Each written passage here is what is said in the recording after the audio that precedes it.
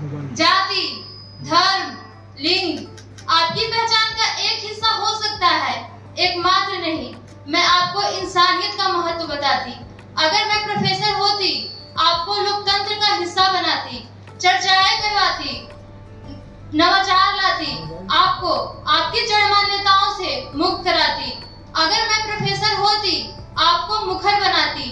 याद रहे, अगर आप खामोश हुए, खामोशी सन्नाटे में बदल जाएगी। हवा के झोंकों से डरे तो आंधी आएगी। अगर मैं प्रोफेसर होती, जीवन के सफर में किताबों को आपका हमसफर बनाती। आप बेशक दोस्त बनाना, लेकिन याद रहे, खुद के साथ घुटन महसूस न हो। ये रिश्ता कैसे निभाया जाए, मैं आपको ये बताती। अगर मैं प्रोफेसर होती, आपको अवसर देती मेरी गलतियां बताने का, आपको आपकी गलतियां सुधारने का, व्यक्तित्व निखारने का, बोलने का, सवाल पूछने का। अगर मैं प्रोफेसर होती, समता मूलक मूल्य अपनाती। अगर मैं प्रोफेसर होती, खुद को एक और द्रोणाचार्य होने से बचाती। अगर मैं प्रोफेसर होती। अपनी कविता से आने से पहले कुछ सेकंड की मेरी भूमिका है, मैं वो कहना चाहूंगा। मीरा फाजली साहब का एक शेर है कि हर आदमी में होते हैं 10-20 आदमी, जिसको भी देखना हो कई बार देखना। और निर्मला पुतुल मैम का कहना है, जो कुछ देखा, सुना, समझा, लिख दिया। तो अब इसी के साथ मैं अपनी कविता पे आता हूँ। प्रेम की परिपक्वता में मैंने इतना जाना है, प्रेम की परिपक्वता में मैंने इतना जाना है, प्रेम ना ढूंढे रूप लिंग रंग यौवन तन, प्रेम ना ढूंढे रूप लिंग रंग यौवन तन। अरे प्रेम तो जाने बस इतना ही, निश्चल और सच्चा सा मन, निश्चल और सच्चा सा मन। प्रेम जो सीता को राम से और राधा को अपने श्याम से, है वही प्रेम कोमल अवनी में, है वही प्रेम सोहन मोहित में। हाँ, दुनिया गलत समझ बैठेगी, सब जमकर मखौल उड़ाएंगे, कोई घृणित सा भाव रखेंगे, फिर बड़े चाव से अब शब्दों का वो अपना माहौल बनाएंगे। अरे लड़के होकर शौक लड़की के, अरे लड़के होकर शौक लड़की के, छक्के हो तुम हिजड़े हो क्या। अरे लड़के होकर शौक लड़की के, छक्के हो तुम हिजड़े हो क्या।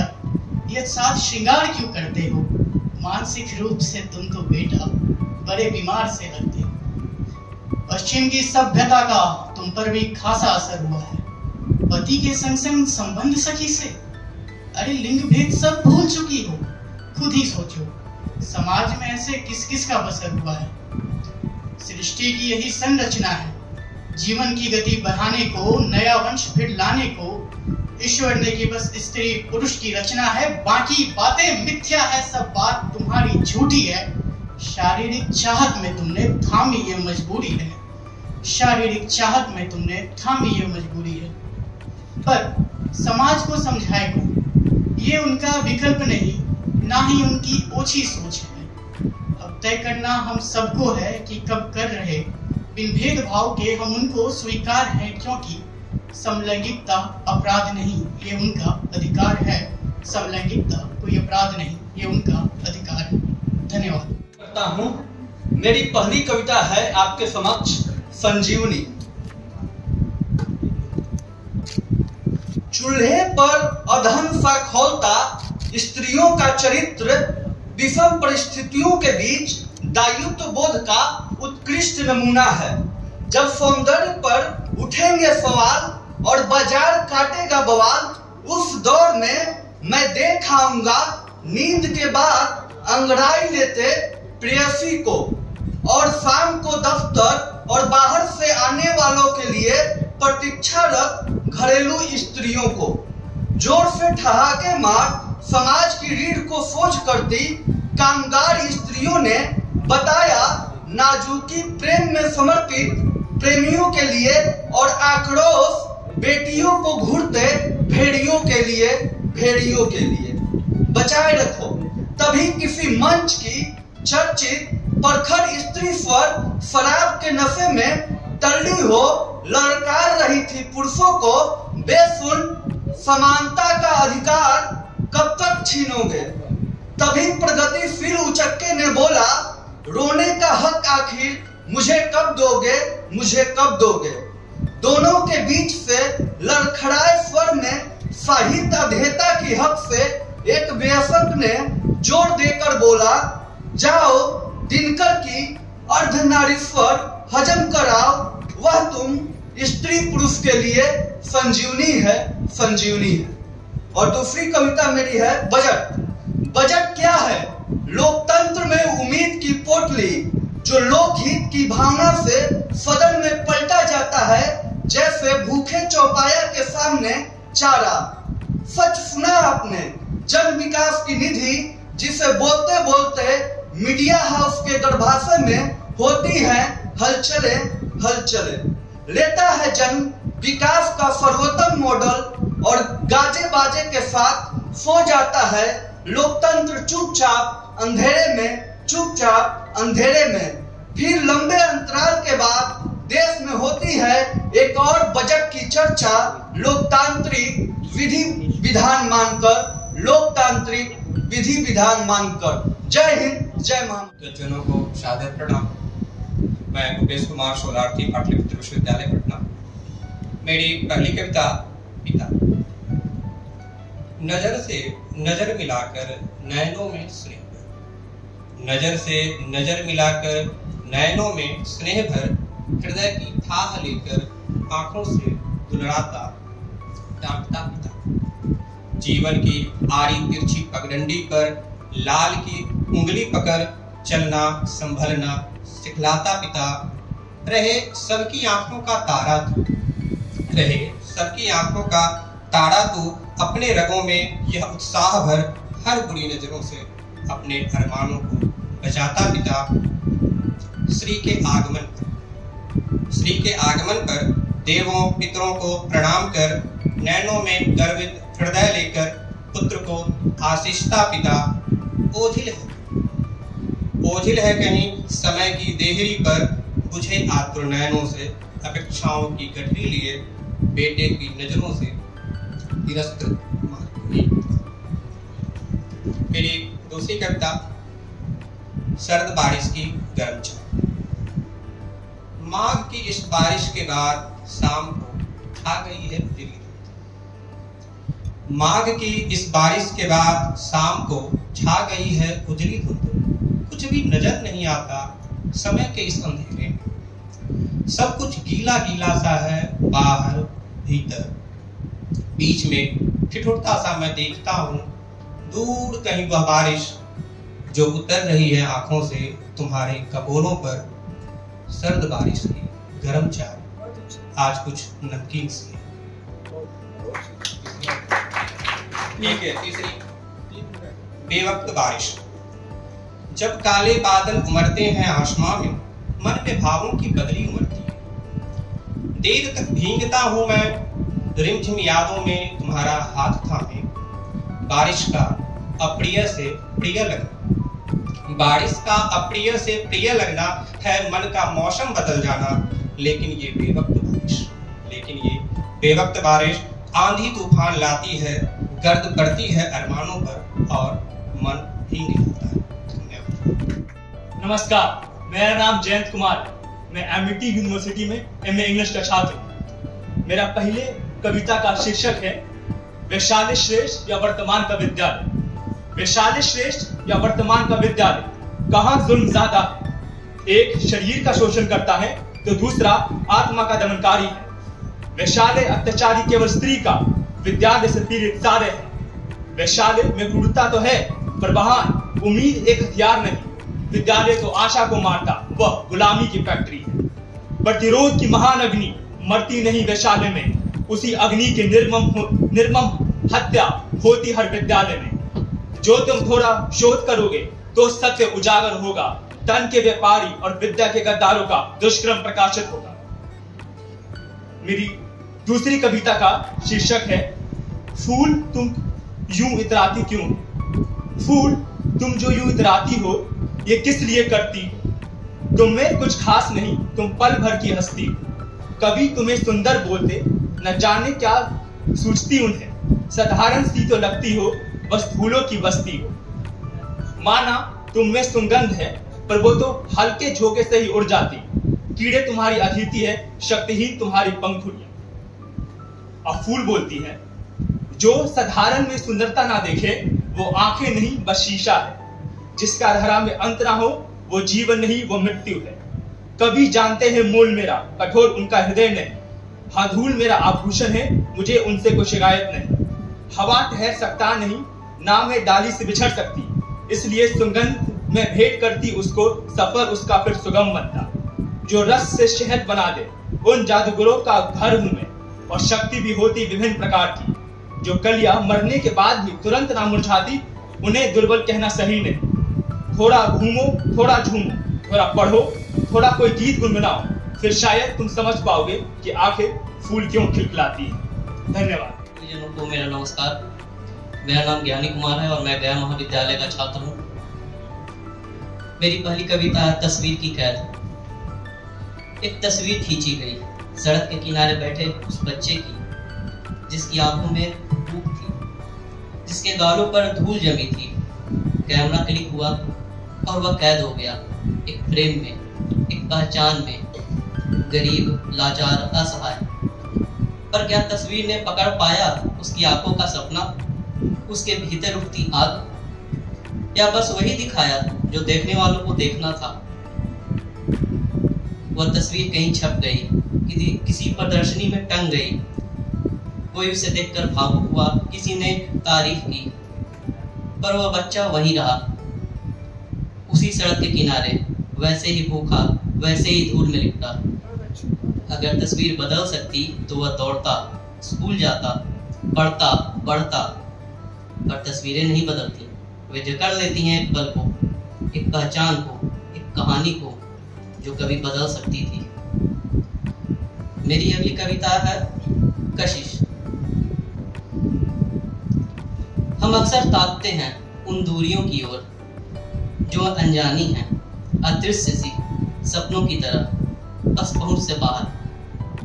हमारे दिल में एक खिंचाव है उन दूर की रोशनियों का जो बुलाती हैं एक नई दुनिया में, जहां सब कुछ अलग है, शायद बेहतर भी। पर जो वहां है उनकी आंखों में भी एक तलाश है हमारी दुनिया की, हमारी सादगी की, हमारे छोटे से कोने की, जहां धूप सीधी पड़ती है और चाय की चुस्कियों में दिन ढलता है। शायद यही सच है कि जो बहुत दूर है वह हमारे सबसे करीब है, क्योंकि हम खोजते हैं उसमें वो जो हमारे पास है पर अनदेखा, अनछुआ। दूर की दुनिया कभी हमारी नहीं होती, पर जो हमारी है वह भी कभी कभी दूर सी लगती है। शायद यही है किसी को पास महसूसने का सच, कि हम वही चाहते हैं जो हमारी आंखों से ओझल है।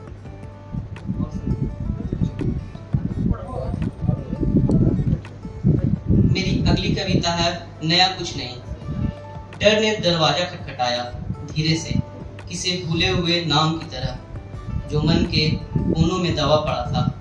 फिर उदासी आई, बैठ गई चौखट पर चुपचाप, जैसे उसे कहीं जाना न हो।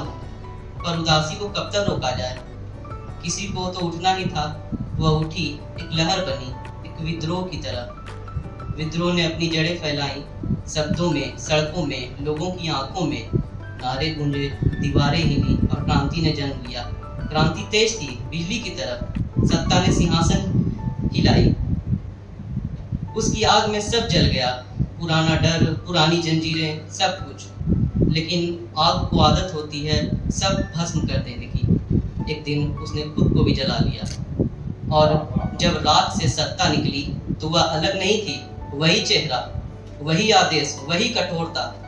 फिर अहंकार बैठ गया सिंहासन पर, अपनी मुट्ठी पीछे, और डर वापस आ गया दरवाजे पर खड़ा, पहचान छुपाए। धन्यवाद। पटना वुमेन्स कॉलेज से अंग्रेजी साहित्य में मास्टर्स कर रही हूँ। पहली कविता है, शीर्षक है अंधेरी रातों में दो जोड़ी आंखें। जुदा होने से पहले आखिरी बार मिले थे उसी स्ट्रीट लाइट के नीचे, जिसकी रोशनी में रोशन हुआ करते थे। घंटों साथ में बिताए थे मीठी मोहब्बत के नमकीन आंसू।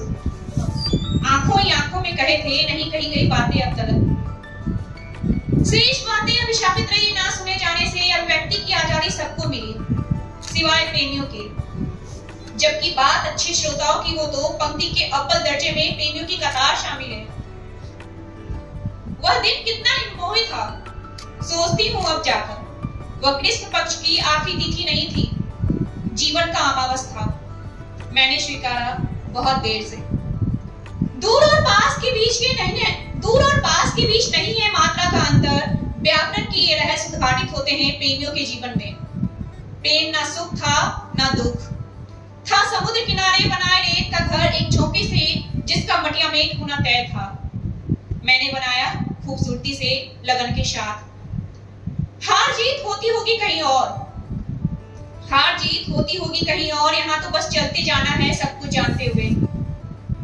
दिन के डर से रात के तारे आखिर चमकना क्यों छोड़े। यह जीवन है, सबके अपने अनुवाद हैं यहाँ, भाषा अलग, बोली अलग, लिपि अलग। प्रेम सबके हैं, अंधेरे सबके अपने अपने हैं। अंधेरों से खूबसूरत क्या दृश्य होगी भला, काले शब्दों में जैसे कोई उजास कविता, अंधेरी रातों में जैसे दो जोड़ी आंखें। मेरी दूसरी कविता का शीर्षक है पुनर्पाठ। अर्शा बीत गया रोते हुए, जबकि अंदर आंसू की बाढ़ है, जिसमें बह रही है तमाम यादें तहश नहश। जीवन क्या है, एक पुतले के अतीत। जब आधी रात को भी पीछे नहीं छोड़े अतीत, तो बैठे सुख दुख की बातें करना। वह जीवन बीत गया जब प्रेम था, एकांत प्रिय जीवन से। अब वह जीवन है जिसमें प्रेम ने धोखे से एक पांव रख दिया है। मैं दरवाजा हूँ, कोई आए तब, कोई जाए तब भी। छिटकनी के चोट खाने होते मुझे ही। स्त्री प्रेम में नहीं पड़ती, करती है उसकी पूजा ईश्वर की तरह। स्त्री प्रेम में नहीं पड़ती, करती है उसकी पूजा ईश्वर की तरह। वह मांगती नहीं, देती है केवल प्रेम। उसके जीवन में जितना अधिक प्रेम होगा, पृथ्वी पर फूल उतने ही अधिक होंगे। फूल केवल सुंदरता नहीं है, वह प्रतीक है प्रेम का। प्रेम नहीं है पूरा जीवन, प्रेम नहीं है पूरा जीवन, वह एक अवधि है, शेष जीवन है उसका पुनर्पाठ। धन्यवाद। यहाँ उपस्थित सभी लोगों को मेरा प्रणाम। मैं नंदिता सिंह, पटना विश्वविद्यालय के अंग्रेजी विभाग की छात्रा हूँ। मैं यहाँ अपनी 2 कविताओं को लेकर उपस्थित हूँ। मेरी पहली कविता का शीर्षक है उदास चिड़िया। वो फुदकती हुई फिर आई आज, देखा कि आज भी किसी ने खाना नहीं रखा। ये क्रम कई दिनों से जारी था। वो कई महीनों की आदि थी, सो उम्मीद न छोड़ती। हर सुबह वो आती, देखती उस लंबे बालों वाली लड़की को चाय पीते हुए। 2 कप चाय बालकनी में रख न जाने किस शून्य में ताकती थी। 1 कप से चाय पीती और दूसरे कप को हसरत भरी निगाह से तकती जब तक चाय ठंडी न हो जाए। वो चिड़िया अपने खाने की आस लिए हर रोज आती, फिर निराश होकर लौट जाती। कभी ये बालकनी खुशनुमा लगती थी रंग बिरंगे फूलों से। चिड़िया उन्हीं दिनों की आस लिए आती और मुरझाए पत्तों को देख उदास लौट जाती। एक सुबह जरा जल्दी आई वो, देखा लंबे बालों वाली लड़की के बाल काफी छोटे हो गए और अब सिर्फ 1 कप लिए खड़ी थी वो, सो भी कॉफी का। 2 पौधों में नई कोपले आई थी, लेकिन चिड़िया के खाने की प्लेट हटा दी गई। वो चिड़िया एक उदास उड़ान लिए चल पड़ी, अब कभी न लौटने के लिए। समझ चुकी थी कि प्रकृति का हर बदलाव सुखद नहीं होता। जो चटक जाता है हमारे भीतर, शायद वो कभी नहीं बनता।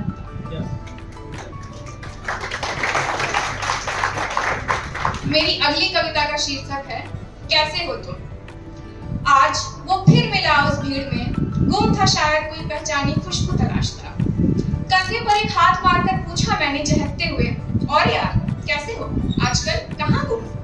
बेतरह चौंक पड़ा वो मुझे देख, फिर डूबती आवाज में कहा, बस सब बढ़िया।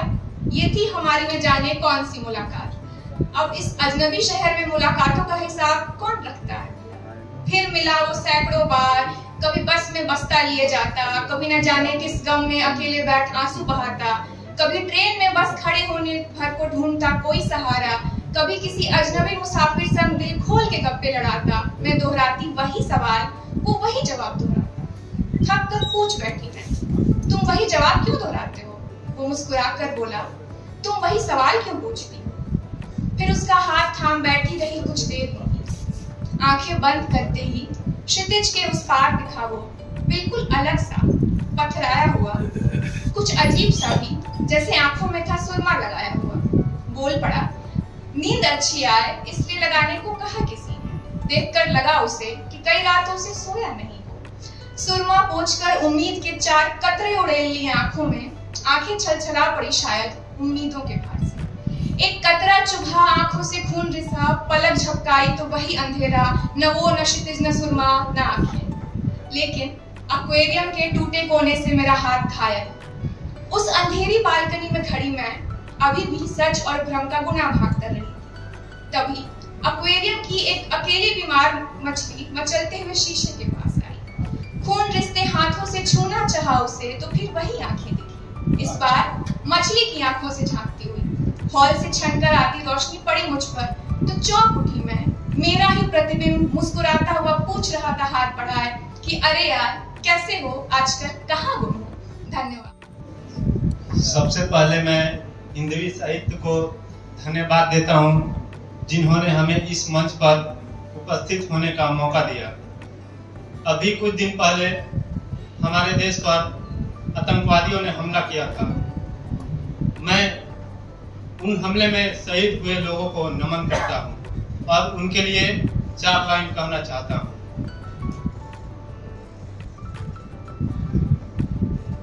ना जाने वो कितने जान का दुश्मन है, ना जाने वो कितने जान का दुश्मन है, हर मजहब और ईमान का दुश्मन है। ना जाने वो कितने जान का दुश्मन है, हर मजहब और ईमान का दुश्मन है। आए थे यहाँ धर्म के नाम पर नफरत फैलाने, आए थे यहाँ धर्म के नाम पर नफरत फैलाने। वो किसी एक नहीं, पूरे हिंदुस्तान का दुश्मन है, पूरे हिंदुस्तान का दुश्मन है। अब मैं अपनी कविताएं रख रहा हूँ आप सबके सामने। मेरी कविता का शीर्षक है यही तो अपना बिहार है। जहाँ कुछ करने की जिद है, जहाँ कुछ करने की जिद है, जुनून है और ना कोई मानता हार है। जहाँ कुछ करने की जिद है, जुनून है और ना कोई मानता हार है। हाँ यही तो अपना बिहार है, यही तो अपना बिहार है। सब मीठी मीठी बातें बोलते, सब मीठी मीठी बातें बोलते, यहाँ की बोली को जैसे शहद घोलते। यहाँ लोगों के कितने अच्छे बात और विचार है। हाँ यही तो अपना बिहार है, यही तो अपना बिहार है। गौतम बुद्ध महावीर जहाँ पले बढ़े, गौतम बुद्ध महावीर जहाँ पले बढ़े, गुरु गोविंद सिंह जैसे लोगों के पांव इस भूमि पर पड़े। और चंद्रगुप्त मौर्य ने जहाँ किया अखंड भारत का सपना साकार है। हाँ यही तो अपना बिहार है, यही तो अपना बिहार है। जयप्रकाश ने जहाँ संपूर्ण क्रांति का नारा दिया, जयप्रकाश ने जहाँ संपूर्ण क्रांति का नारा दिया, देश की सत्ता पर बैठे लोगों को जवाब करारा दिया। और जहाँ गांधी की चंपारण यात्रा से हुई अंग्रेजों की पहली हार है। हाँ यही तो अपना बिहार है, यही तो अपना बिहार है। नालंदा विश्वविद्यालय से जहाँ शिक्षा की शुरुआत हुई, नालंदा विश्वविद्यालय से जहाँ शिक्षा की शुरुआत हुई, यहाँ ना कोई धर्म ना कोई जात पात हुई। और हर लोगों के दिल में आज भी जहाँ सबके लिए बस प्यार है। हाँ यही तो अपना बिहार है, यही तो अपना बिहार है। लालू नीतीश है बिहार के शान यहाँ, लालू नीतीश है बिहार के शान यहाँ। वीर कुंवर सिंह जैसे हैं जवान यहाँ। और हर बच्चा जहाँ देश पर जान देने को रहता तैयार है। हाँ यही तो अपना बिहार है, यही तो अपना बिहार है। जहाँ मांझी पहाड़ को भी तोड़ रास्ता बनाए, जहाँ मांझी पहाड़ को भी तोड़ रास्ता बनाए, यही से अशोक चक्रवर्ती सम्राट कहलाए। और जहाँ बिस्मिल्लाह के सहनाई से गुंजता संसार है।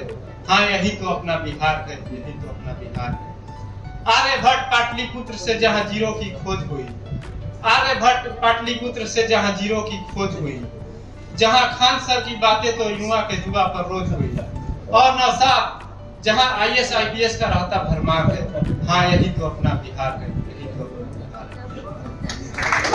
मंच पर उपस्थित आदरणीय शिक्षकगण, आदरणीय अतिथिगण, सभी का स्वागत करता हूं। मैं मुकुल कुमार MA हिंदी का छात्र हूं और मेरी पहली कविता का शीर्षक है हम तक नहीं लौटा। उसका लौट कर आना और उससे लौट आना दोनों ही लौटना कहलाते हैं, लेकिन दोनों में उतना ही फर्क है जितना देह और दिल में होता है। वो आया दरवाजे से भीतर जैसे कोई मुसाफिर लौटे अपने घर, लेकिन उसकी आंखों में कोई अपनापन नहीं था। उसकी आंखों में कोई अपनापन नहीं था, हथेलियां थी ठंडी और लहजा कुछ अनजान सा। हाँ, उसने कुर्सी भी खींची, बैठा भी, पर बातों में वो पुराना संगीत नहीं था। जो लौटना था सिर्फ शरीर का, वो पूरा हो गया, पर जो लौटना था एहसासों का, वो अभी कहीं रास्ते में भटका हुआ है। मैंने उसे देखा पर जाना, वो वापस आया जरूर था, लेकिन हम तक नहीं लौटा। मेरी दूसरी कविता का शीर्षक है इंसान की तलाश अभी जारी है। इस छोटी सी दुनिया का सबसे खूबसूरत प्राणी था इंसान। था क्योंकि अब इंसान कहीं गुम हो गई, क्योंकि इंसानियत अब कहीं गुम हो गई। अब कुत्ते ज्यादा अच्छे लगते हैं, क्योंकि वो स्वार्थ नहीं देखते, वो मासूम है, वो वफादार है। और इंसान हर चेहरे के पीछे एक मुखौटा, हर रिश्ते में एक मतलब और हर बात में एक छलावा लिए बैठे हैं। न तुम इंसान हो न मैं, हम सब सिर्फ जीव हैं जो जी रहे हैं पर महसूस नहीं कर रहे, और इंसान की तलाश अभी जारी है। मैं एक और कविता पढ़ना चाहूंगा।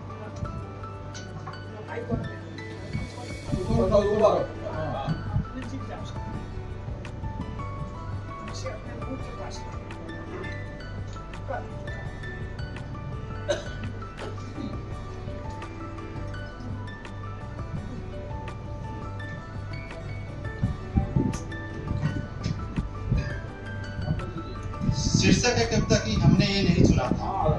पति के बगल में बैठी हर सुबह की तरह, उसे उठने की उम्मीद में थी वो, कितनी शांत थी वो मंजर कैसा मंजर होगा। आंखों के सामने पति को मरते देखा, उसके नाम के मेहंदी मिटने से पहले सासों को मिटते देखा। मेहंदी भी अब लहू जैसी लगती होगी, जन्नत की वादियां अब नट सी लगती होगी। उसे लगता होगा ये सब आतंकवादी का किया है, और पर कौन समझाए ये सब तो सत्ता के सौदागरों का किया है। उसके पति के सीने और उन गोलियों के बीच किनका पहरा था। मैं बतलाता हूँ तुम्हारे चुने हुए सरकार का पहरा था। सुना था रेजिस्टेंस फ्रंट ने इस वारदात की जिम्मेदारी ले ली है, पर वो तो गोली चलाने की जिम्मेदारी ले रहे हैं। तुम्हारे सीने तक गोली पहुंची, इसकी जिम्मेदारी कौन ले रहा है। हमने मेहनत की, अच्छी नौकरियां पाई, पैसे कमाए, माता पिता और बच्चों के लिए अच्छा भविष्य चुना, और अपनी सुरक्षा के लिए एक अच्छी सरकार चुनी, लेकिन हमने कुत्ते की मौत मरना नहीं चुना था। जय हिंद। एमए सेमेस्टर 4 की छात्रा हूँ। मेरी कविता का शीर्षक है सारे बंधन से मुक्त हो जाते। काश तुम भी पुरुष हो जाते, काश तुम भी पुरुष हो जाती, सारे बंधन से मुक्त हो जाती। जीवन सारा भय मुक्त हो जाता, पुरुष की पशुता का शिकार न होते। न पिता को कोई चिंता होती, माँ को कोई फिक्र न होती। निकलती तुम बाहर स्वच्छंद, कहीं कोई फिर जिक्र न होती। तुम घृणा की कोई वस्तु न होती, जिसे खेल के फेंक दे कोई। तुम तवे की वो रोटी न होती, जिसे जब चाहे सेक ले कोई। तुम कहीं भी होती किसी हाल में, कभी न घिरती किसी सवाल में। पिता तुझे कोई शपथ न देता, ना होता उसे इज्जत का भय। बड़े सुकून से रात को सोता, तुझसे ना होता कोई संशय। पर ऐसा क्यों है, पर ऐसा क्यों है इस समाज में। अगर पुत्र करे कोई कुकर्म, उसे हर गुनाह पे माफी है। तुम भूल से भी कोई भूल करो, कुलच्छड़ा ना मिले, ये कैसी नाइंसाफी है। निर्विवाद निर्बाध प्रगति के पथ पर, द्रुत गति से पहुंचती उच्च शिखर पर। कोई बाधा न आड़े आती तेरे मग में, कंधे से कंधा मिलाकर ताल ठोकती जग में। पल पल पिता न चिंता करता, तेरा ब्याह रचाने का। डर न होता गिरवी रखने का, या गहना धरती बिक जाने का। इतना ही नहीं, उसके बाद भी कहाँ चैन से सो पाता है। कहीं दहेज में कमी के खातिर तुझे निकाला जाए न घर से, या कहीं तुझे जलाना देवो, यह भय भी उसे सताता है। अगर होती तो पुत्र पिता की बड़ी शान से ब्याह रचाता, बड़ी ठाठ से मुंह छेड़ता, मुंह मांगा और दहेज उपाता। और अंत समय भी वो स्वार्थ दिखाता है। अगर पुत्र होती तुमसे एक पिता को, उसकी सोच है वो तर जाता भव सागर से। अगर अग्नि दे दोगी तुम उसकी चिता को। सारे अत्याचार बने हैं तेरा ही शोषण करने को, सारे कुकृत्य करके भी ये पुरुष दंभ करता है, रंच मात्र अफसोस न करता उस नारी को नीचा करने में जिससे जीवन आरंभ करता है। भला कौन समझाए इस जग को, भला कौन समझाए इस जग को, अफसोस मुझे है इसी बात का, तू ना होती तो वो होता क्या, तू ना होती तो वो होता क्या, लानत है उसके इस ख्यालात की। तुझे इसी मन से और इसी तन से करना बहुत है इसी जीवन से, तू जो भी है जैसी भी है बातें करनी है तुझे पवन से, उड़ना है व्योम में तुझे सचान सा, चपला सा चंचल होना है, होना गंभीर धरा सा, ममता का आंचल होना है, ममता का आंचल होना है। धन्यवाद। पिता के गुजरने के बाद रह गए उनके ढेर सारे पहचान पत्र, उनका आधार कार्ड और वोटर आईडी, जो उनके जाने के बाद रह गए उनके रहने के सबूत के तौर पर कि वो कभी हुआ करते थे।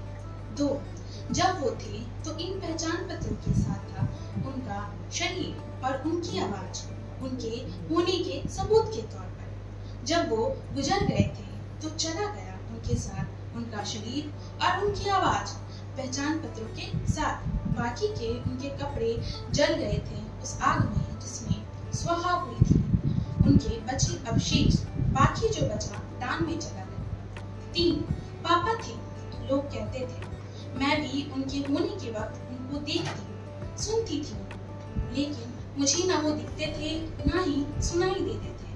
उनके शरीर में चल रहा होता कोई और, उनकी आवाज में बोल रहा होता कोई और। मैं उसको उनसे निकाल के बाहर फेंक देना चाहती थी, लेकिन दुनिया का कोई हाथ ऐसा नहीं था जो वो ये काम कर सकता था। मैं अपने हाथ को घूरती और घूरती मंदिर में पड़ी मूर्तियों के हाथ को कहती, कोई हाथ नहीं था। 4, मुझे याद है मैं बना लेती थी हर उपवास को कर लेती थी, खाती नहीं थी 9 दिन नमक, और निराजन देखती थी सूरज और तारे और फिर सूरज। भूखे रहने से खुल जाएगा कोई द्वार जिससे पापा निकलेंगे, खो जाएंगे अपने शरीर में शरीर, अपनी आवाज में आवाज।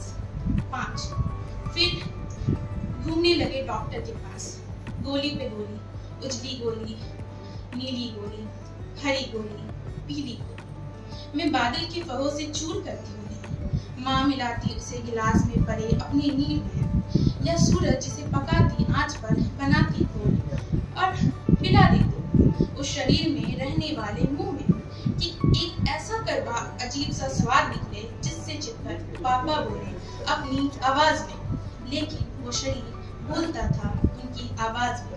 और मैं चली जाती थी बिना चांद वाले आकाश के नीचे वाली छत पर, और सुनती थी हवा में डोल रहे बुलबुल के पत्तों का संगीत। नीचे पिता का शरीर उनकी आवाज में बोल रहा होता दुनिया का हर सुंदर शब्द, और कुछ का तो आविष्कार भी कर रहा होता। 6, फिर एक दिन नीराजन को ढकेल दिया मैंने मेरे मन के घर से और निकाल दिया उपवास को।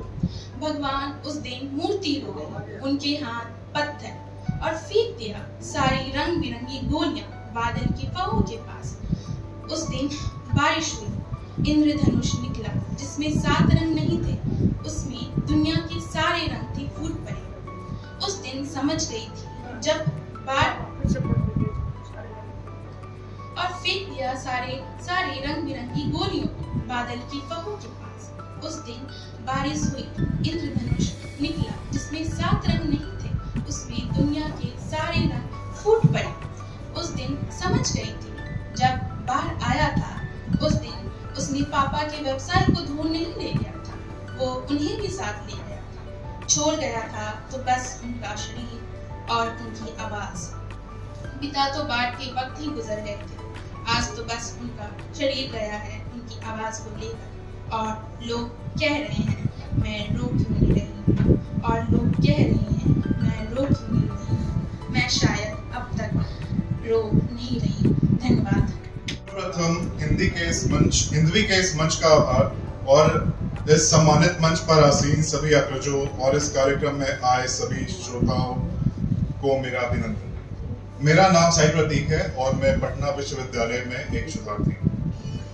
मेरी पहली कविता का शीर्षक है हाफ पैंट वाले राजकुमार।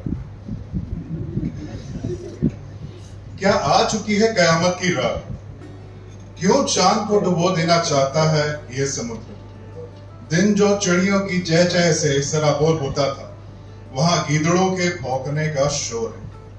भेड़ चाल वाले सफलता का प्रतीक बन उभर रहे और लीक पर नाव चलने वाले सिख भूखे बिलबिला रहे। कहीं पर गीदड़ बेहतर शिकारी बनने के गुर दे रहे तो गूंगे आवाम की आवाज बुलंद करवा रहे और हमारे बच्चों के भविष्य तय कर दे रहे सोफे पर बैठे हाफ पैंट वाले राजकुमार, जिन्हें कफन की कीमत तक नहीं पता। मेरी दूसरी कविता का शीर्षक है मैं जानता हूं। मैं जानता हूं ऐसा राजपथ जहां पैदल यात्री वाहन से पीछे रह जाते हैं, एक ऐसा सरकारी अस्पताल जिसके मुख्य द्वार पर कफन बिकता है, समाज जो उर्वरक धरती और स्त्री को बंजर कर देने पर गौरव करता है, ऐसा विश्वविद्यालय जहां शिक्षा छोड़ हर बात पर चर्चा होती है, एक ऐसी सत्ता जो पिछले दशक से नशे में नाच रही है पर गिरती नहीं, ऐसे विवाह जिसके साथ फेरो, एक ऐसी सत्ता जो पिछले दशक से नशे में नाच रही है पर गिरती नहीं, ऐसे विवाह जिसके साथ फेरे का अर्थ है उनके गुप्तांगों, एक ऐसा विवाह जिसके साथ फेरे का अर्थ उनके गुप्तांगों के व्यापार का कॉन्ट्रैक्ट, जहां सांस ज्यादा ले लो तो शमशान दिखने लगता है। जानता हूं ऐसे कई मंदिर जहां मानव क्या देवताओं को भी शांति नहीं, एक ऐसा सितारा जो विस्फोट होने के कगार पर है, और यह भी जानता हूं कि जानने के उपरांत मुझे मौन धारण करना होगा। धन्यवाद। और मैं दक्षिण बिहार केंद्रीय विश्वविद्यालय में शोधरत हूँ। मेरी पहली कविता का शीर्षक है चांद। चांद देख, मैं कोई दावा नहीं कर रही, लेकिन देखना एक रोज उस व्यक्ति की गोद में उगेंगे कुछ शब्द कविता बनकर, जिसके भीतर का कवि निरंतर मरता जा रहा है। देखना बरसेंगी फुहारे उस स्त्री पर जिसकी कोख छन्नी हो चुकी है झूठे वादों की गोलियां खाकर। देखना उस बच्चे की जेब में मिलेंगे कुछ बेर जो देखता है फुटपाथ से एक टक तुम्हारी ओर। तुम देखना चांदनी खुद आकर तुम्हारा बुझाएगी प्यास, जब तुम आओगे दफ्तर से हकासे प्यासे हर रोज। देखना तुम्हारी आंगन में खिलेंगे रात रानी के फूल और उसकी सुगंध थिरकेगी तुम्हारे बदन पर महमह करके। यह वादा तो नहीं, लेकिन देखना हर झोले में गिरेगी शीतलता, हर मन होगा शांत, हर कलेजे को मिलेगी ठंडक और दिल को यकीन। आओ देखो मैंने चांद बोया है। चांद 2।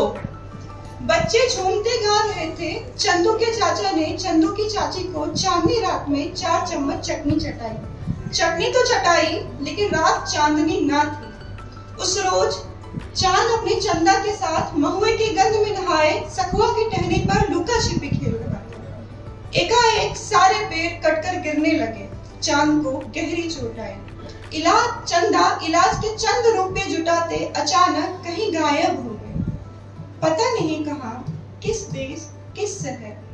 चांद को जब होश आया, उसने हर द्वार खटखटाए। पुलिस, अदालत, मीडिया, तलाश जारी रही। उसे समझ में आया कि यहाँ सबके अलग अलग चेहरे हैं। तब से चांद अपनी चंदा को ढूंढता हर रोज पृथ्वी के चक्कर काट रहा है। मेरी अगली कविता म्यूजियम।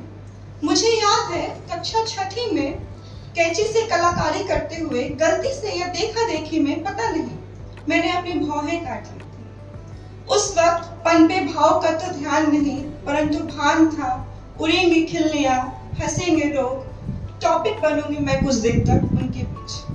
वही हुआ, बहुत हुआ।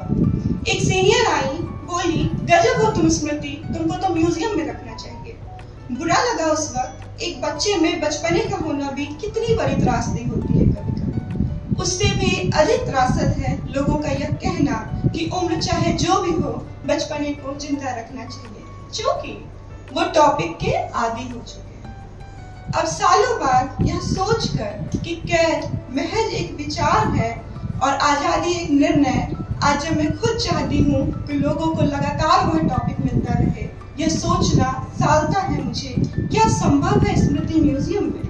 मतलब सुंदर, विलक्षण, बेजान और बेजुबान, क्योंकि स्मृति कैद तो अब भी है बचपने के म्यूजियम में।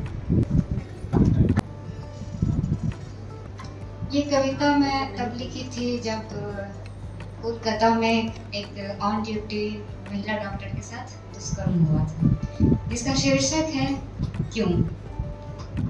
क्यों कभी सारी ख्वाहिशें मिट जाती हैं, लफ्ज़ चुप से हो जाते हैं, निगाहें बोलती तो है मगर सांसें थम सी जाती हैं। क्यों कभी हर अपना पराया लगता है, उम्मीद निराशा बन लौट जाती है। हसरत तो होती है खुशियों को गले लगाने की, मगर हर खुशी खामोशी बन लौट जाती है। क्यों हर उठती निगाह से डर लगता है, अंधेरे में भी खौफ दिखता है। चाहत तो होती है हमें भी जीने की, मगर अपने जीवन पर अपना नाम नहीं होता। ये कैसी प्यास है, कैसा नशा है, क्यों दिन में सूरज छिपा है। अब तो इंसाफ हो, सही मायने में सुरक्षित और आजाद हो। धन्यवाद। जो गांव की मिट्टी को इस मंच देने के लिए मैं अभी पढ़ाई नहीं करता हूँ, एक मेरी छोटी सी रचना है। ये पुरस्कार, ये प्रशस्ति पत्र देखकर कुछ पल के लिए सोचकर मैं खुश हो जाता हूँ कि मैंने कुछ तो अच्छा लिखा है। फिर ये सोचता हूँ मेरी लेखनी से न तो समाज में कुछ बदलाव आया है और न ही प्रकृति को मेरी रचना ने कुछ दिया है, न ही इससे मेरी जीवन यापन हुआ है। तो फिर लिखता हूँ किस लिए? शायद अपने मन के शांति के लिए। कोई भी बुराई का विरोध न कर पाऊँ तो मन में जो उथल पुथल चलती है तो उसे लिखकर मन को शांत कर लेता हूँ। जो बात किसी से कह न पाऊँ तो कविता के रूप में लिख देता हूँ। कभी मन की भावना तो कभी दिल की भावना, तो कभी परेशानियों को लिख देता हूँ ताकि मन को शांति मिल सके। एक और छोटी सी मेरी,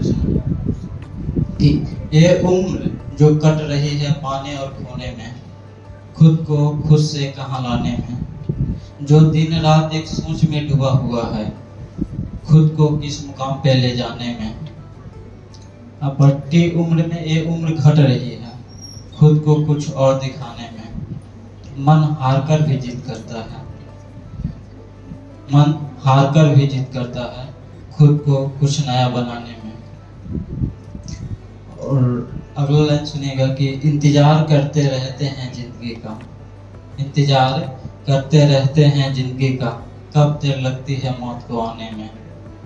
लाख मंजिल का मुसाफिर कोई भी हो, लाख मंजिल का मुसाफिर कोई भी हो, सफर का अंत है मिट्टी में मिल जाने में।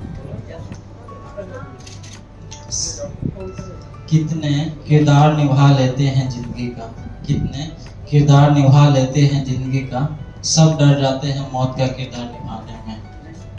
और अगला पंक्ति है कि अपनी अना में जलते हैं सब यहाँ, अपनी अना में जलते हैं सब यहाँ, कौन खुश है दूसरे को खुश करने में। और दौलत कहाँ काम आती है, दौलत कहाँ काम आती है खुद से खुद की कफन खरीदने में। दौलत शोहरत कहाँ काम आती है खुद से खुद की कफन खरीदने में। और अंतिम लाइन है कि मरकर कौन यहाँ देखने आता है, मरकर कौन यहाँ देखने आता है जो किरदार निभाया था जमाने में। धन्यवाद। लेकिन अपनी सीमाओं और रुचि के अनुसार, क्योंकि रुचियां कविता को अंक नहीं दिए जा सकते और हमारा परसेप्शन है कविता को लेकर, हम खास तरह की कविता को पसंद करते हैं, हर आदमी की रुचि होती है कविता को लेकर। इसीलिए इस निर्णय को बिल्कुल अन्यथा न लें, इसे एक सहज औपचारिकता के रूप में स्वीकार करें। अगर आपके मन में क्लेश होता है तो मैं मंच की ओर से क्षमा प्रार्थना। तीसरे स्थान पर 2 लोग हैं टाई पर, और दोनों बच्चियां हैं। एक का नाम शिखा है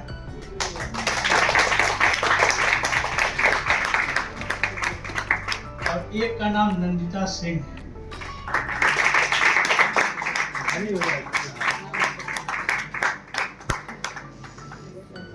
बधाई आप दोनों को। दूसरे स्थान पर गोपेश कुमार शाह हैं। आपको इस सभा की ओर से। और पहले स्थान पर ज्ञानी कुमार है। मंच की ओर से, सभा की ओर से एक शेर है कि मछलियां बंद हैं शीशे के मर्तबानों में, मछलियां बंद हैं शीशे के मर्तबानों में, तोड़ दो कांच तो उड़ जाए आसमान। आप सब में बहुत क्षमता है, आप सबसे बहुत उम्मीदें हैं, आप सब पर ही हमारा भविष्य टिका हुआ है। बहुत बहुत धन्यवाद।